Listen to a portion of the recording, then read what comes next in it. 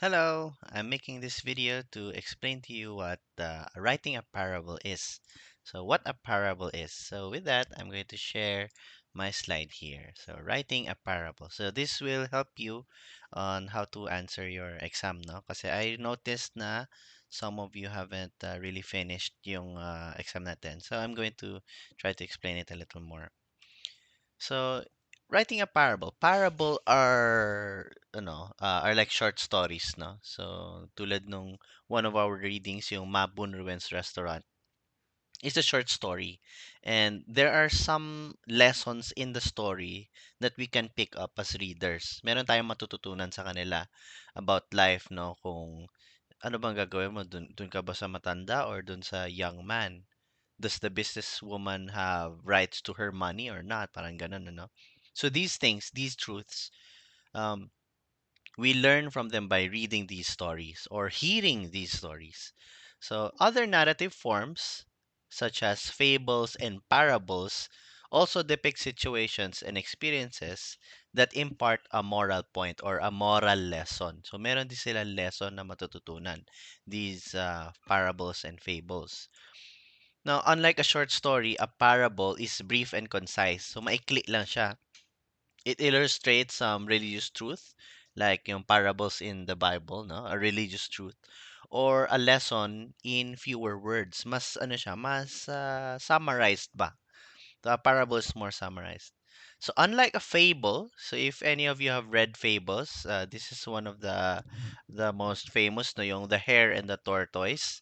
Di ba, nag-racing sila, tapos naunahan ng tortoise yung hare. So, meron dong lesson about arrogance, about patience, ganyan. Pero yung fables kasi, they use animals. They use animals, or sometimes they use even mythological creatures. So, a parable instead, they use human characteristics. So, not animals or inanimate objects. Now, why would you use a parable over a fable? Sometimes a fable kasi can come across a little more less direct kasi they're using animals eh. Yung characters sila animals.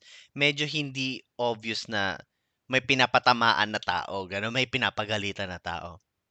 Pero yung parable, you will use a parable if you want to be more serious. Yan. You want to come across as more serious. This lesson is serious. Yeah, gagamit ka ng humans na characters. So, of course, the famous parables that have been told, no, are have been told by Jesus Christ in the New Testament, such as yung parable of the lost sheep, parable of the good Samaritan, parable of the prodigal son, ganyan. So those are very famous parables, and we're going to try to write something similar to that with this exam. So the plot of a parable, or the story, yun yung plot ha, the story of a parable usually developed around a character faced with a moral dilemma or a perplexing situation that requires making a difficult choice. So minsan meron siyang choice na gusto niyang gawin, ang hirap mag-decide. Ang hirap mag-decide ano ang gagawin niya. So, kaya yun yung plot ng mga parables kasi yung teacher or whoever is telling the parable, gusto niya erase yung situation na yun eh sa mga listeners niya, sa kanya mga readers. And a way to bring that up in the discussion is by telling a parable. So yun yung purpose ng parable. So instead of asking your readers na suppose you can make a decision one and decision two, ano kayang gagawin mo?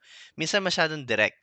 It's more fun, it's more entertaining, and sometimes it's even more it's more effective to tell it in a story so that your readers will really put themselves in the situation.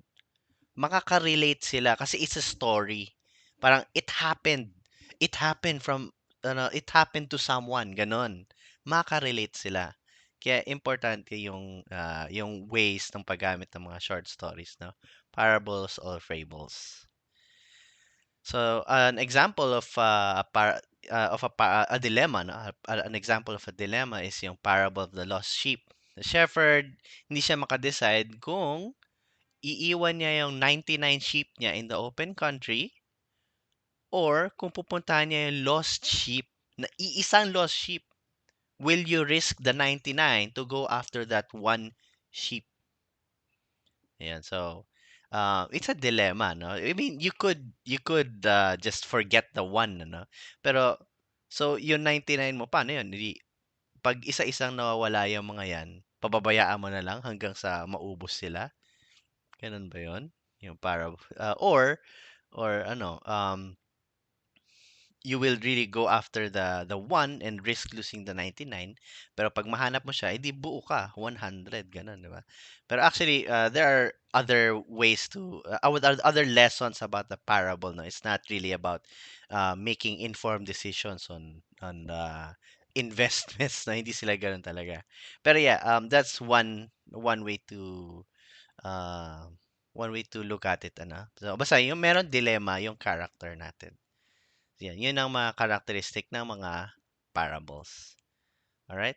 So, I will end yung video na to here because I'm explaining what a parable is, ano yung plot niya, anong kwento niya, no? Ano yung mga halimbawa, ano yung difference niya doon sa mga fables, saka sa ibang short stories. Um, I will now make another video. You can watch it, yung next video dun sa aking example. Gumawa ko ng example ng short story and then a parable. And I hope you will like it. And then, pakita ko sa inyo kung paano ko siya ginawa and then kung anong difference sila, no? Sige, so I will see you in the next video.